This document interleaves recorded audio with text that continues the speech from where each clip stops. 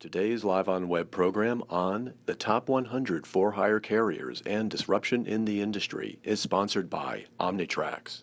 Introducing comprehensive fleet management technology that brings together compliance, safety, productivity, analytics, route planning and delivery, and more.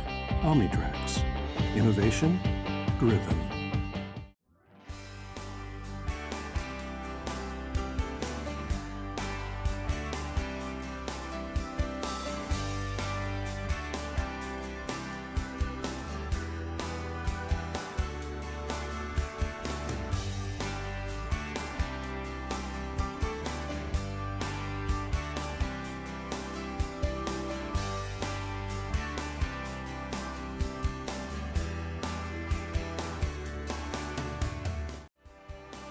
Hello, I'm Dan Burke, Senior Features Writer for Transport Topics, and your host today for a discussion about the state of the trucking industry.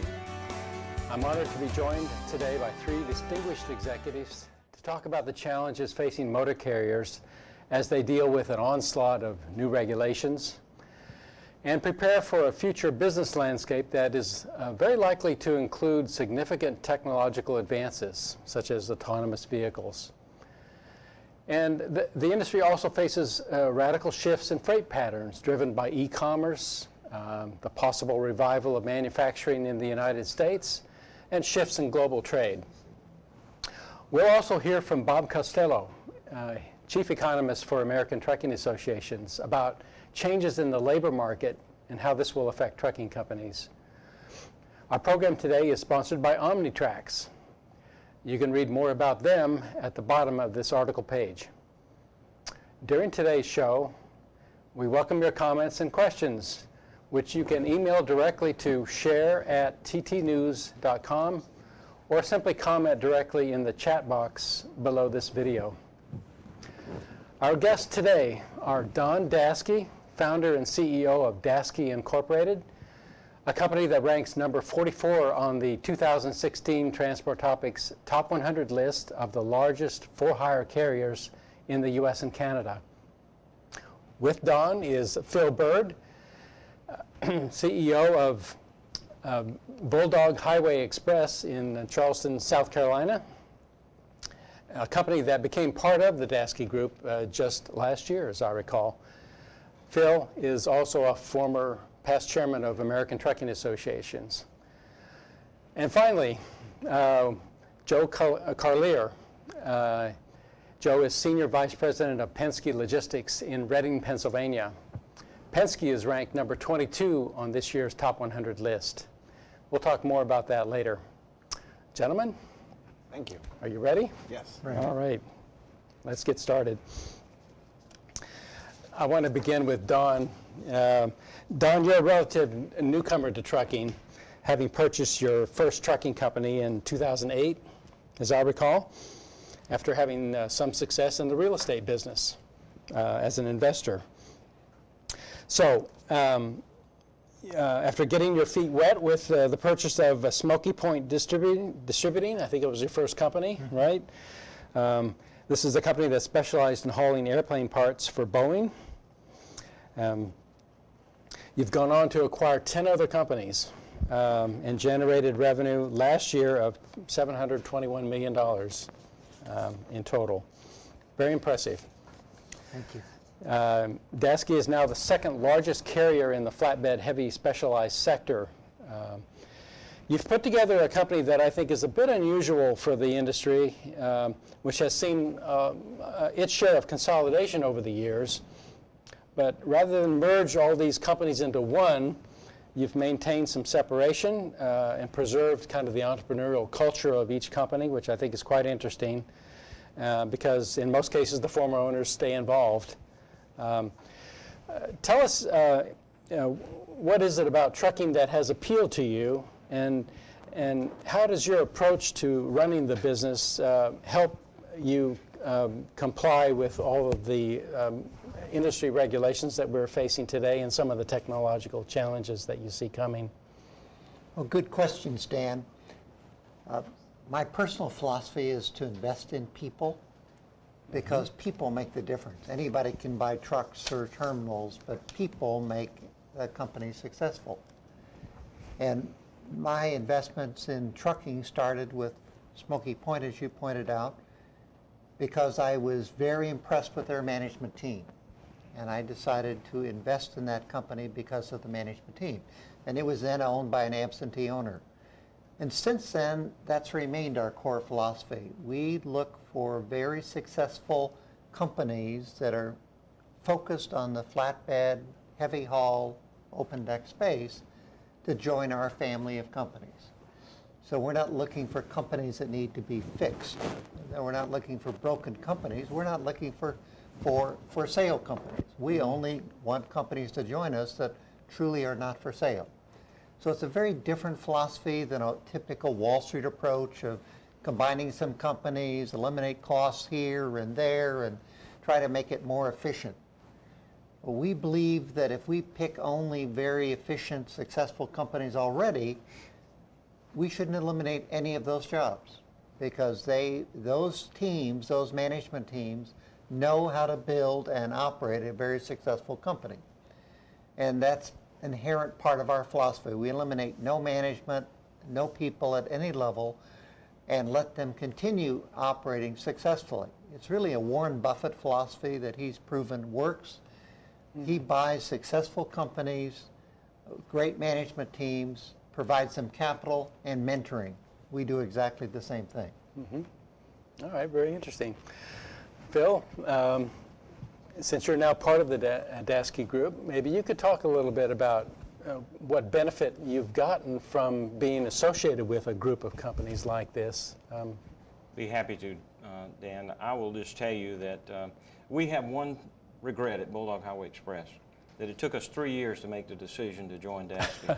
We wish we'd have done it in year one and on the first visit, because it's been that successful and it's been that impactful in a positive way to our operating company.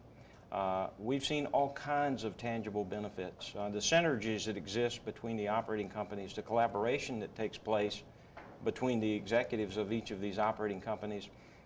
But the really, really neat and keen thing is, how do we respond to capacity needs across our spectrum of business? And in the Dasky model, we're able to flex up and flex down in a specific geographical area for a particular opco and to serve specific customers over a demand issue today, and then move that equipment to another resource and need tomorrow. So it's been a great fit, and we just feel blessed and fortunate to be a part of the family. Okay, good. You were involved with ATA on some very important issues when you were chairman. Hours of service. There's a mandate coming up next year for installation of electronic logs for all trucks. There's other regulations affecting driver training, possibly sleep apnea, some other things. Could you talk a little about how, in my mind, the thing is, all these regulations are going to affect the driver in one way or another.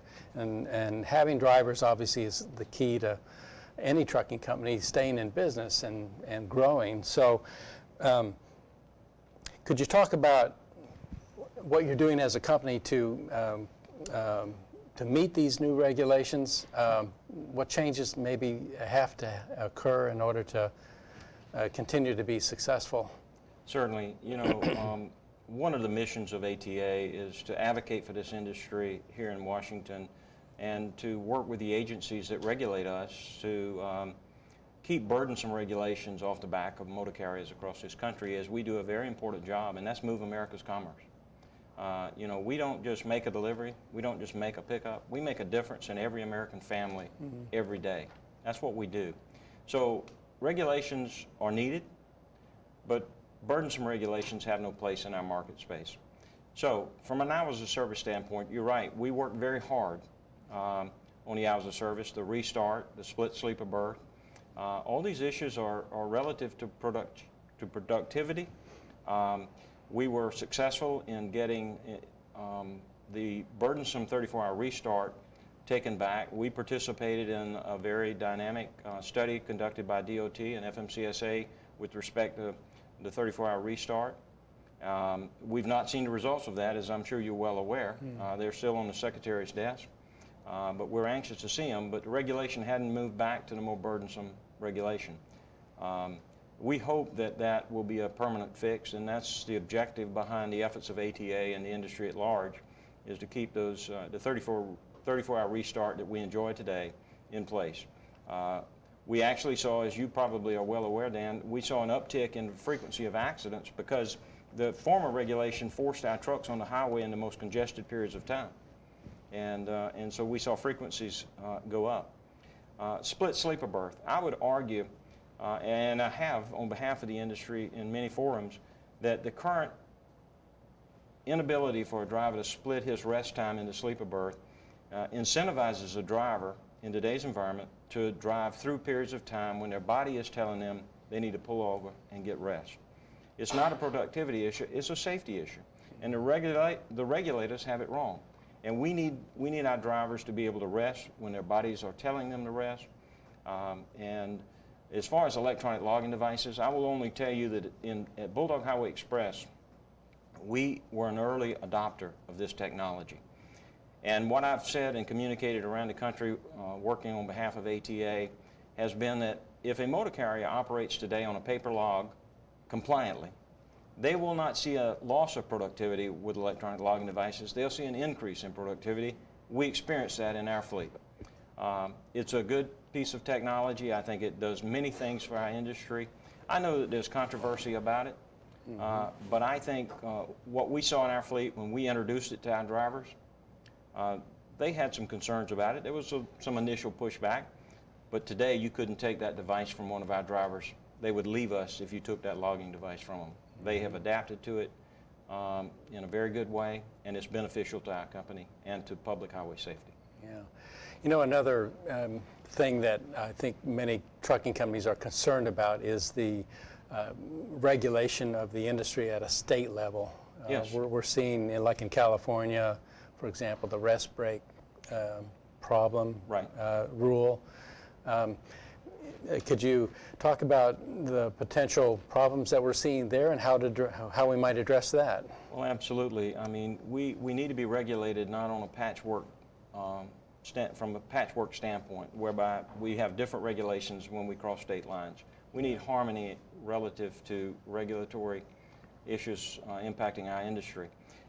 We see it, the Dasky family of companies sees it every day in our heavy haul out-of-gauge operation, whereby we are regulated on this particular freight based on dimension and size and weight in this state one way. When we cross the state line, it's another way, and it's very burdensome to the industry.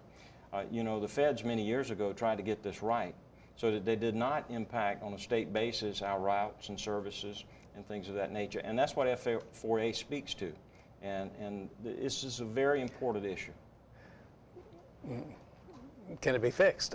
I think it can be fixed, Yeah, yes. because there seems to be reluctance on the part of the federal government to assert itself in transportation these days. Everything from funding to regulations, and the states are, I think you could say, are filling the void. And Well, so they how do are we, today, but that's even more of a reason that we need a strong, unified ATA speaking with one voice in the halls of Congress today, tomorrow, and into the future. Yeah.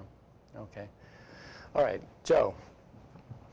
You work for a company that not only is a carrier, but also a logistics company, and so you work directly with shippers to help them arrange for transportation. Could you talk about how both the carrier side of your business and the shipper side, how they are responding to some of the things that we're talking about, the increased regulation of the industry, the constraints that are being put on drivers, the possible disruptive technology that you see coming that might help both carriers and shippers? Yeah, sure. So it is a compilation of a number of things. So if you look at the driver shortage that we're experiencing today, we're seeing more drivers exiting the business than entering. Compound that with additional regulations that impact, the productivity and utilization of our associates is having an impact. Technology obviously can, enhance, the overall optimization and utilization of networks. But I also think from a shipper perspective, consumer demands have really shifted over the last couple years, which is really putting a lot of pressure on the overall transportation industry. So if you assemble, enhance consumer demands, the I want it now mentality, along with federal regulations and an existing driver shortage, there is a significant amount of stress, I believe, that's on the industry and challenges that we're going to be faced with in the near future. Mm-hmm. All right, thank you very much. A quick reminder to our viewers that you're watching Live on Web, and the focus of today's program is the 2016 Top 100 For-Hire Carriers rankings and the potential disruption we see in the industry. The sponsor for today's show is Omnitrax. And again, we invite your comments and questions. You can send them to share@ttnews.com or ask in the chat box below this video. I want to take a break now to show a video interview I did with Bob Costello at American Trucking Associations, and he'll talk a little bit more about the changes, the trends in the labor market and how this is complicating matters for trucking. So let's look at that now. Hello, Bob. We're going to be talking a little bit about the labor market trends, and there's some very interesting data that we're seeing here with unemployment falling. Mm-hmm. It's almost to a level that most people would think we're close to full employment, right? The number of job openings keeps rising steadily. Bob, what does this mean for trucking, which already has a very serious problem in terms of recruiting drivers? Does this make things more difficult? Well, I guess there's two sides to that equation, right? The good side of that is the closer we get to full employment, that is going to stimulate wages going up. When that happens, for the vast majority of people, the more money they have coming into the household, the more money they have to spend. We're putting all that stuff in trucks. So that's the good side. Now, I would caution people in the broader labor markets not to panic when we start to see a slowdown in job growth. And we're already seeing it. Last year we created, on average, about 229,000 jobs per month for the entire economy. That has slipped to below 175,000 for the first half of this year. I really do believe we're starting to get a bit of a supply problem. We went from an environment where you had nearly 8 unemployed people for every job opening to today less than 2 unemployed people for every job opening. This is something we've seen in trucking where you have the skill sets not necessarily lining up with the job openings. And so my caution to everybody would be, you are going to see, we had a really good June, 287,000 jobs created. That's not going to be the norm going forward. I think the norm is going to be less than 200, maybe closer to 150,000. Nevertheless, what that's going to do is that's going to create some wage growth, okay? Because it's going to be more and more difficult for businesses to recruit folks into those jobs, and it's just going to be the natural progression of things. You're going to see wage growth going from real disposable income from 2007 to 2010 only went up 1.6% per year on average. We're closer to 3% now. So that's the good news. So the good news of all of this is people are going to have more money, right? And they're going to spend that money on goods that we're putting in trucks. The flip side to all of this is it is going to get a little bit more difficult for the trucking industry to recruit people. There are more jobs available out there. Construction is doing really well. Single-family housing starts are doing well. This is going to this is where some people go that don't want to drive truck or might consider, and they're hiring. So it'll be tough on our side of the hiring folks. Although so far this year, with the tough freight environment currently, our industry has actually reduced employment so far this year. That's not the long-run trend. We're going to go back to driver shortage. It's going to be tough, and we're going to start hiring more. So Good news, bad news. Okay. Well, the other thing that we face long term again is demographic issues for trucking, right? You pointed out in one of your recent briefings that labor force participation is actually falling, right? And younger people we know are not choosing trucking as a career. Right. So what is this, how does this influence the way companies should approach, attracting and hiring people? Yeah, well, you got the average age of a truck driver is 49 years old. The average age of a U.S. worker is only 42 years old. We are going to have a lot of people start to retire out of this industry. Yep. And you got to replace them with younger people. Now, what you don't generally find is you don't generally find 21-year-olds at truck driver training schools. They're closer to 30 on average. And it's because you have to be 21, right, to drive interstate freight, and so you lose out on a lot of people that are going to go and get a different job, and then once it doesn't go so well, then they eventually come to trucking. So so you got to be thinking about it in those sort of terms. How do I get a person in their late 20s, early 30s into our industry? And so I don't know that I have all the answers for that, but that's really the demographic as we stand today. That most new people coming into the industry, that's their age. We can do a lot better in terms of females. Females are only roughly 5% of all truck drivers. That's a large part of the population that we're missing out on, and so that would be an opportunity as well.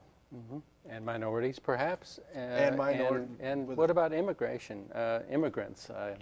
Well, I don't know that that's going to happen anytime soon. I mean, as long as they're here legally, that's a great opportunity. If you're talking about changes in immigration policy and so forth, I mean, I think that's a whole nother ball game. Yeah, well, we'll have to wait and see how that plays out in the presidential campaign. Thank you, Bob. Yeah.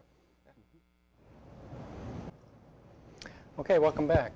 I'm Dan Berth with Transport Topics, and I want to carry on the conversation a little about drivers. And Joe, could you tell us a little bit more about what can be done by the industry, by individual carriers to attract and retain drivers?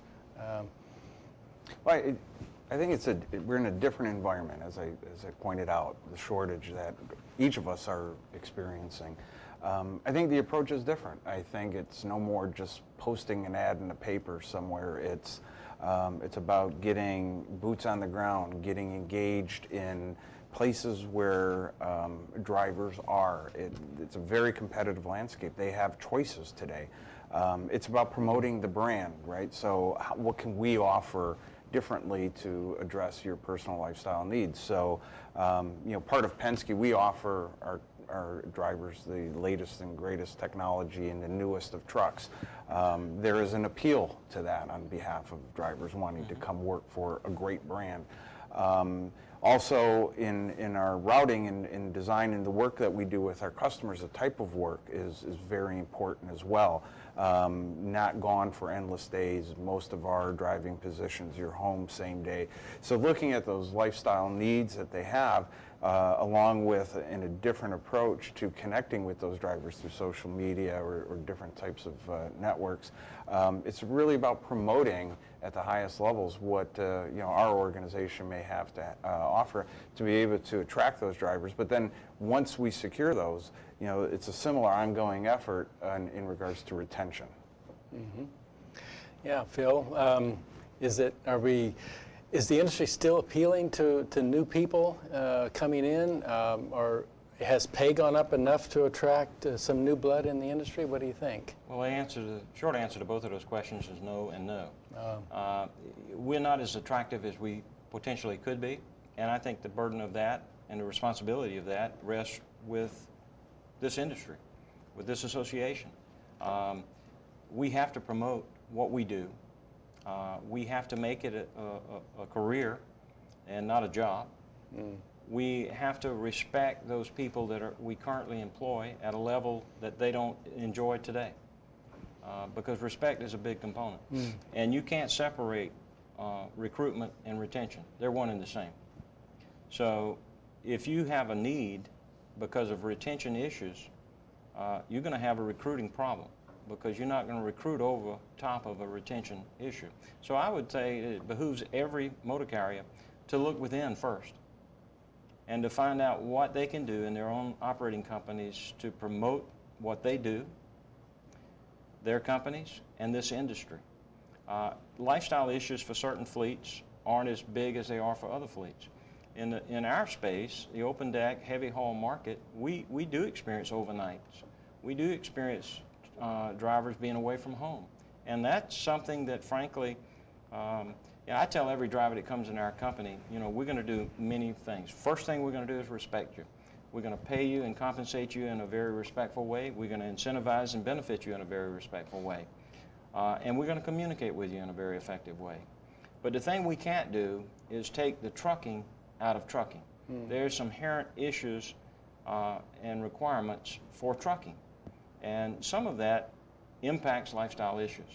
I do think that the industry is adjusting and adapting to some of those issues, and I think they're being responsive to it. The next thing is driver wellness and health is a big issue and a component and dynamic of retention and recruitment. If companies aren't focused on the well-being and the health and well-being of their employees and their driver associates, it's going to show up in both of those categories. So technology I don't look at technology as burdensome. I look at it as an opportunity to benefit and augment what we do every day in moving America's freight with our very skilled and professional drivers. Yeah. I'm glad you made the point about driver health. Part of our coverage in the Top 100 feature this year involved what companies are doing to intervene to help drivers keep their licenses. And I think this is actually something that's going to play out over the next few years as medical examiners are given guidance that makes them look more closely at the health of drivers. We're going to see a lot more drivers disqualified, and if they lose their license, they're out of work. Yeah, and carriers that aren't proactively doing that today are behind the curve already. Yeah. You know, another thing that we wrote a little bit about in the issue is driver training schools, right, and the extent to which they can help remedy the problem. And Don, maybe I'd like to ask you, are we at the point where these schools are adequate, training enough drivers for us, or are we facing the situation where carriers themselves are going to have to do more of their own training in order to get qualified people to drive? I think driver recruiting, as Phil pointed out, starts with retention. Yeah. Because if you really focus on that, that is a big help to recruiting. And there's so many little things that a company needs to do these days to improve the lifestyle of the driver, to help the driver be respected in his job. For example, we start with giving them business cards, because part of the job, as Phil points out, is respect. Most outside people, outside the trucking industry, don't respect drivers enough for the hard work that they do. So we give them business cards. But there's lots of other little things. For example, we're putting in plasma TVs, screens in the tractor, so that when the tractor's not working, they can watch their favorite shows that their family and friends are watching. Oh my gosh, you respect me enough to put in a plasma screen in the tractor. We have a points program for drivers that they get rewarded for all the different things that are functions that we need them to do. Part of the challenge in our business is that we're irregular route, long haul driving, and so we do have inherent lifestyle challenges. And we have drivers that need to physically do things. They have to climb up on top of a tractor and strap things down, and chain loads and tarp loads. So it's a tough job. So we've really got to do a lot of little things very well to attract drivers and, equally importantly, if not more importantly, retain them. Do you do any training at all? I mean, for yourself, or do you rely on other organizations to prepare drivers for the career in trucking? We found in the open deck business that it's such a different job, that we essentially rely on other companies largely to train drivers. Yeah. Because as a general rule, we require at least 2 years of experience before a driver joins us. It's just a lot more than a drive-in driver has to focus on. Yeah. We have not yet done a driving school. It's something we think about, but we rely on other companies today to really help us train drivers. Yeah. Okay. And one other component that we didn't address when we talk about driver retention and driver recruitment and the availability of drivers to the industry today is the amount of people we're losing from the age of 18 to 21. Yeah.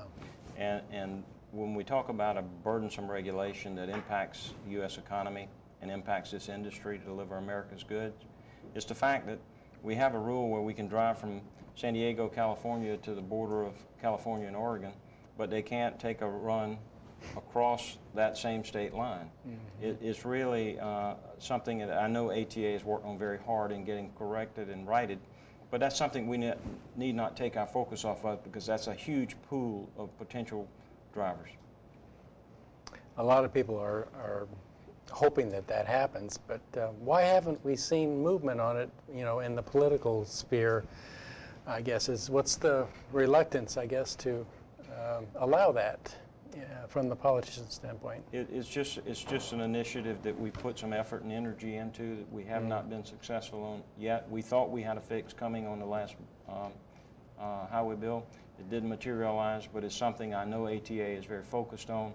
But I just wanted to point out to our listeners today that that unified, strong voice of a particular need, particularly as it relates to labor, means a lot here in Washington, D.C., where we are today. Yeah. You know, maybe it's worthwhile mentioning, too, that the opportunity that trucking has to attract women, minorities, maybe immigrants. Joe, do you see, you know, potential supply of drivers coming from places that we haven't normally looked at before? Yeah, we're seeing you know, those counts increasing, but likewise you also failed to mention military. You know, so you know, there are options and opportunities out there. It's really, again, it goes back to the recruiting and retention. How are you getting to that potential market? Which, you know, we were just talking about the 18 to 21-year-olds. The pilot program allows for military people in that space, but that's just such a small amount of drivers. I've heard it somewhere between 10 and 15,000 in total that would meet that requirement. That needs to be expanded. There's huge opportunity there. Yeah.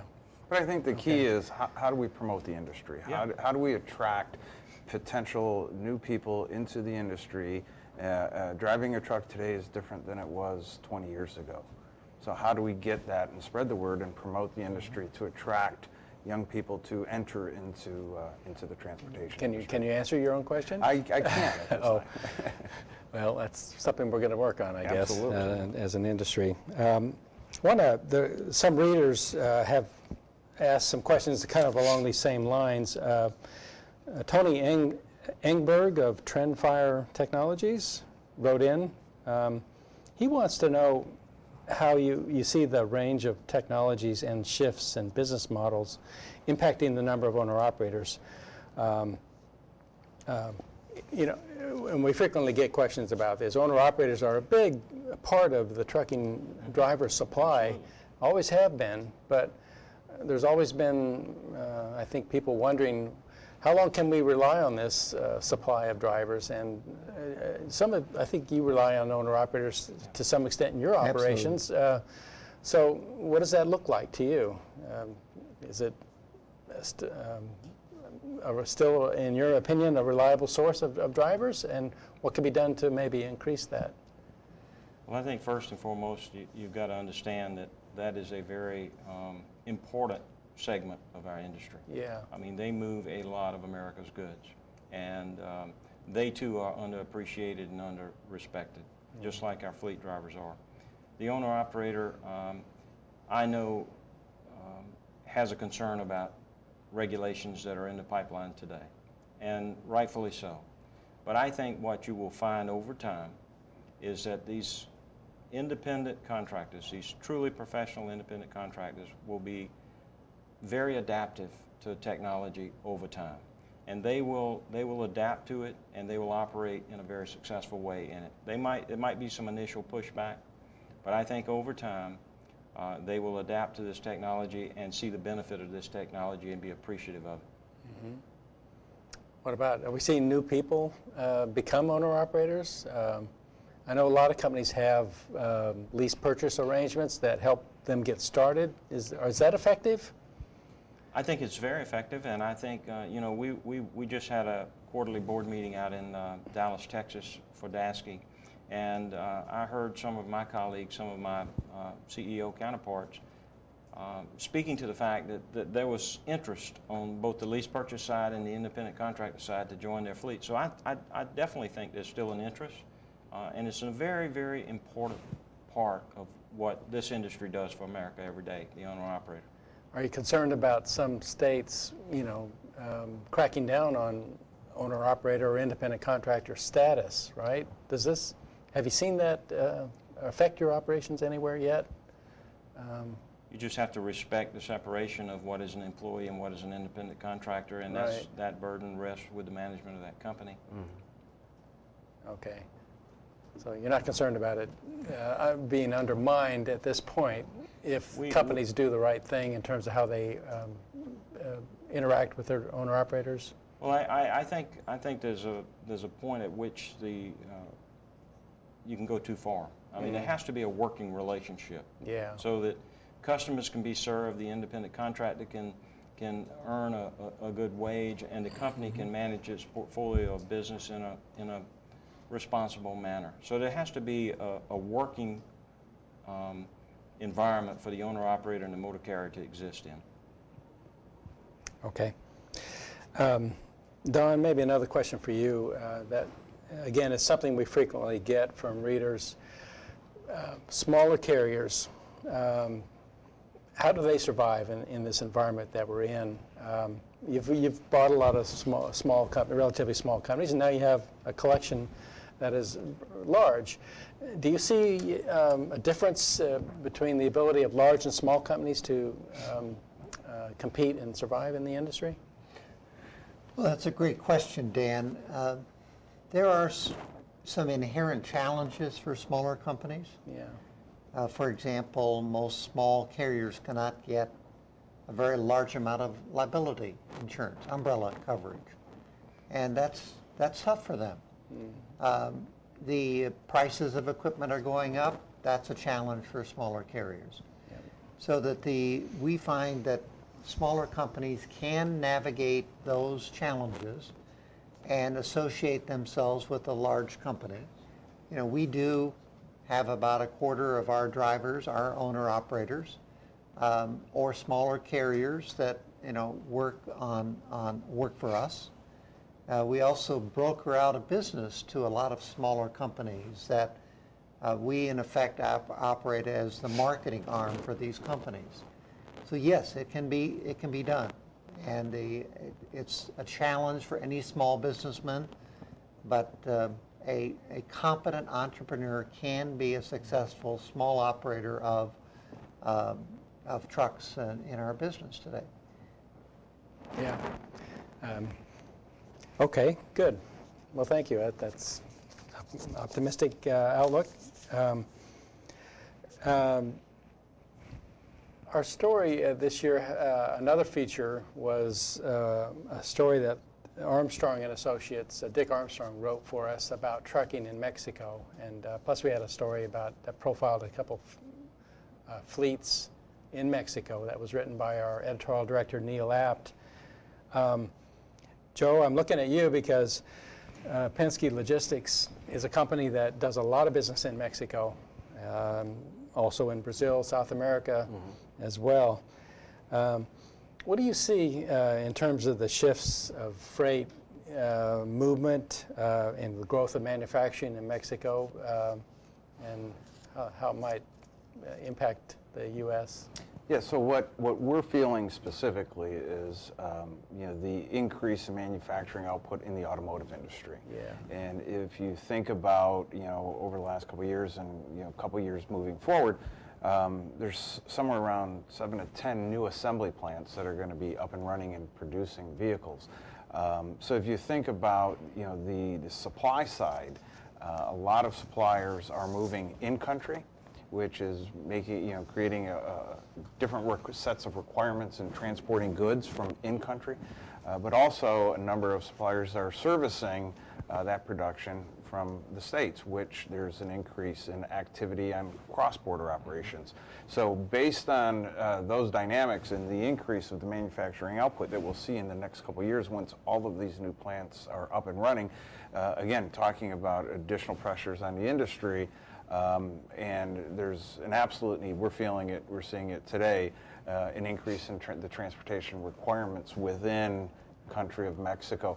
Then you also think about the new opportunities for employment and disposable income, which then creates additional needs within other sectors. So if increased disposable income occurs, retail sales, things of that nature are increasing, which again creates additional transportation needs. So there is a dynamic that's happening in Mexico. We've been in Mexico for 20 years. Heavily invested, across the border from El Paso down to Brownstown, and that is actually a very strategic geographic for our organization.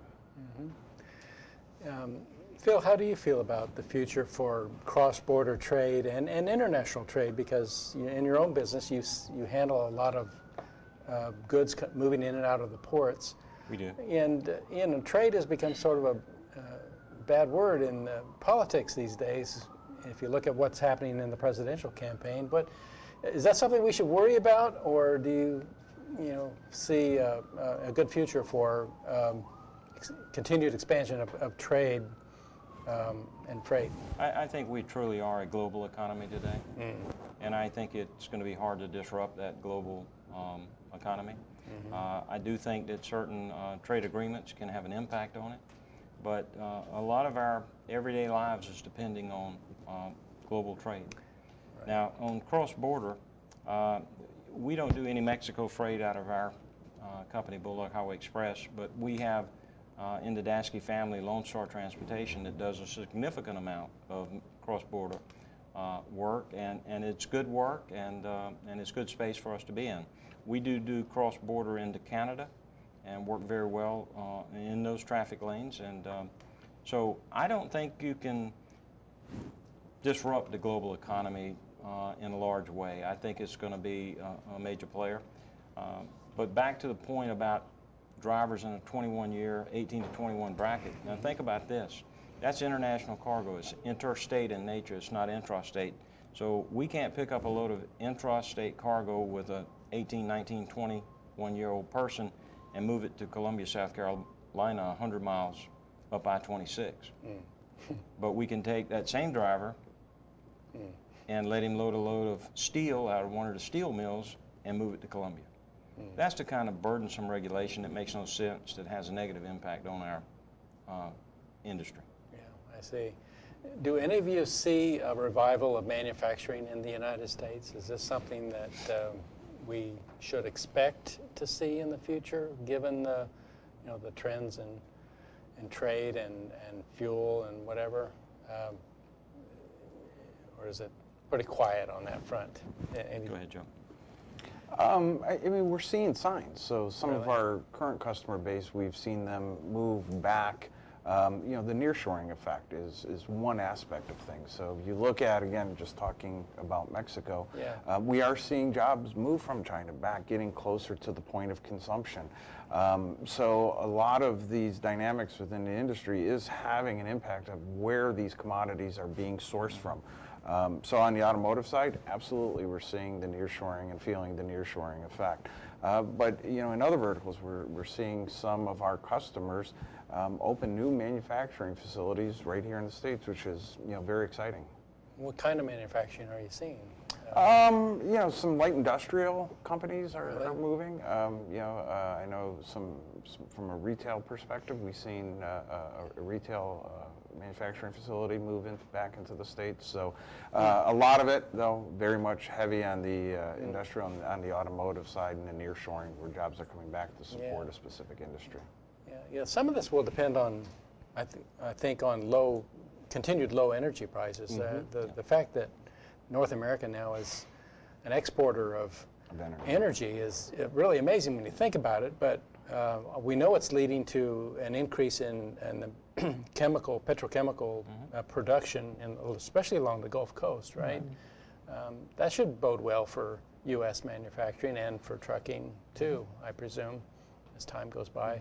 You know, e-commerce is kind of the other big potential disruptor here, I suppose, right? Because with e-commerce, you're seeing a need for companies to locate their distribution much closer to the end consumer. So that means shorter hauls for trucks, I presume, right? Potentially. And maybe some other we see new opportunity services. for drivers as well, right? Sure. So as consumer behaviors, which I mentioned earlier, continues to change, you know, that creates additional opportunities. So you talk about e-commerce, not only within, you know, from a technology perspective, how do I ensure that I have the right technology in place to support the e-commerce industry? How do I get my product closer to the point of consumption? But that final mile delivery changes significantly. So again, a lot of consumer behavior changes are having an impact on our overall industry, which ultimately could create opportunities. Okay, great. All right, I want to take another break, and we'll have another segment here with Bob Costello. He's going to talk about the economic outlook and pick up on some of these issues that we're just now talking about. So let's hear from Bob again. Let's talk about the economic outlook a little bit. Bob, you mentioned that earlier that we're seeing competition in hiring in construction, which is coming back fairly strong, right? Oil and gas we know has been weak, but maybe recovering right now. What's your outlook for the overall economy, and how will trucking be affected by some of these trends that you're seeing in these other sectors that are competitive with trucking? Right. Well, good question. So I think at this point you can really take the economy and split it up between the industrial side and the consumer side. On the consumer side, that's where our strength is right now. You know, hiring while it's slowing down, it's still very good. And more, you know, unemployment's down to 4.9%. You've got wages finally starting to accelerate, and people have more money in their pockets, they're spending more money. We're going to put that in the good column. The other related to that is the housing market, and specifically housing starts. That generates a lot of truck freight as well. And we're seeing the best year really since the prior to the Great Recession in terms of that. Now we've changed from building multifamily homes to single-family homes again, but nevertheless, construction's doing well. We're going to put that in the good camp. Where the economy is tough right now is on the industrial side, right? You've got manufacturing output is barely growing. Manufacturers that are set up for exports are really getting hammered, right? The U.S. dollar is appreciated not only significantly, but in a very short period of time. That makes our exports more expensive. Imports are much cheaper. Very tough environment. You've got the oil and gas sector. You know, that's been tough. We all know how that's going. And then on top of all that, I'll throw in as well, freight feels worse in the trucking industry because of this inventory glut. And we're finally at the beginning stages of it getting cleaned out a little bit. It's going to take a while. This is not going to happen in 1 month or even 1 quarter. I suspect it's going to happen throughout the rest of this year. The good news for fleets, though, is the further we progress through this transition, the better freight's going to feel, right? So we don't need to get all the way. We don't have to get to the end point, all right? It's going to feel better as we progress through it. So, you know, it just depends on where your freight is, what you're hauling. If you're on the consumer side, things aren't too bad. If you're on the industrial side, it's a little tough. Yeah. One of the most interesting things that you've been tracking for a while, in my mind, is truckload equipment, where we're seeing a steady decline in the number of tractors on the market and an increase, substantial increase, in number of trailers. That's right. Why is this happening?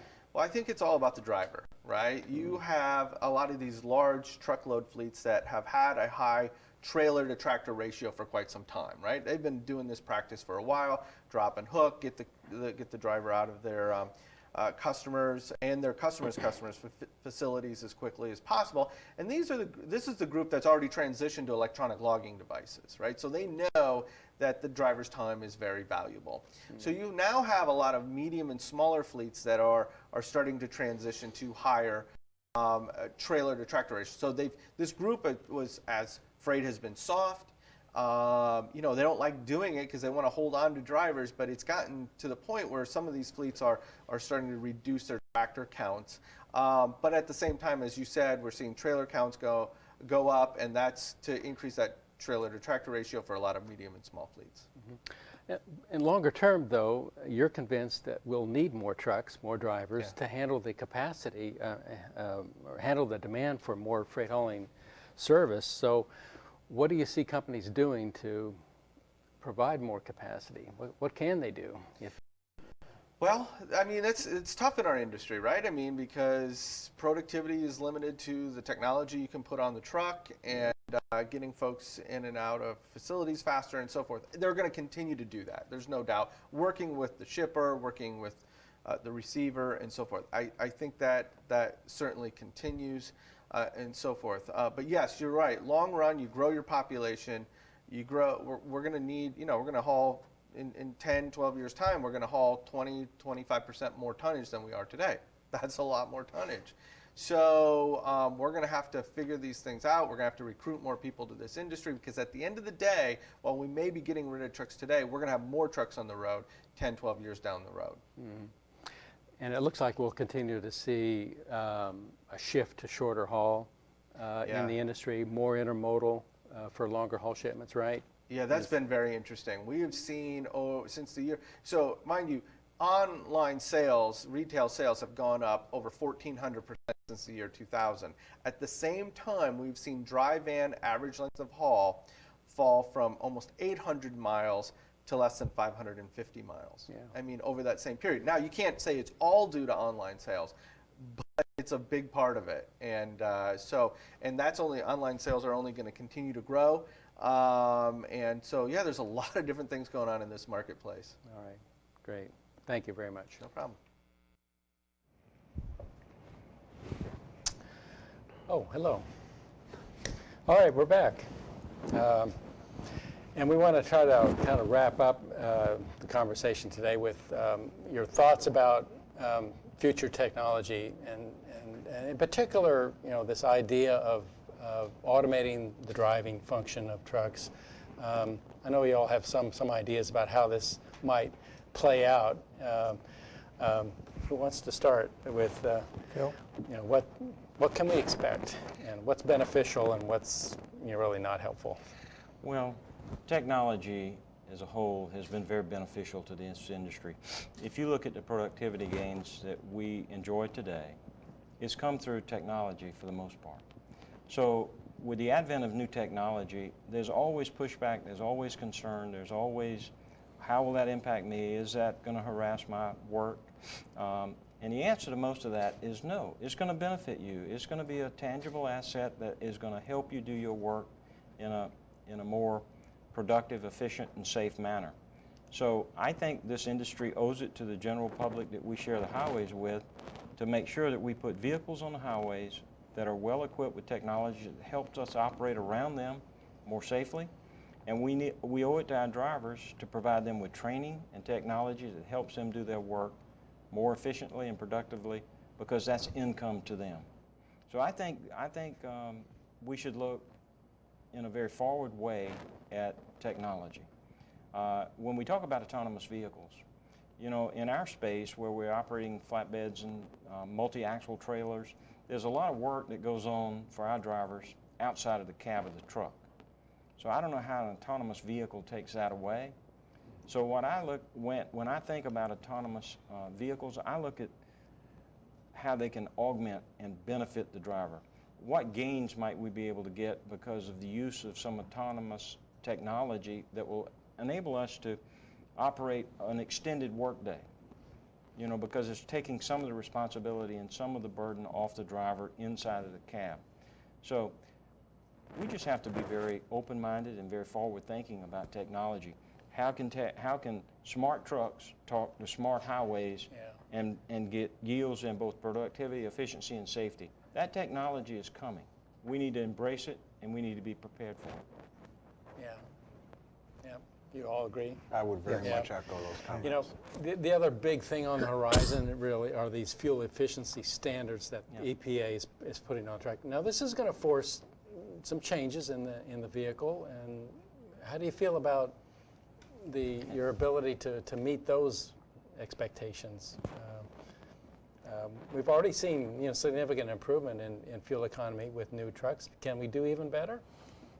Well, there's obviously the technology in the trucks, but there's Phil mentioned a lot about the training that we owe our drivers, and how can technology help in maximizing the efficiency of a truck through shifting and things of that nature. So again, there's opportunity, but it can be supported with technology and training to support it. I would again say that it's coming. It's a reality of what we are going to be faced with going forward in this industry, both in terms of clean burning engines and better MPG yields on all of our vehicles. What I would say that this association, ATA, needs to be focused on and this industry needs to be unified behind is that we demand that when the regulators roll out this new technology, that it's ready for the marketplace. In the phase one version of these improvements, it was not marketplace ready.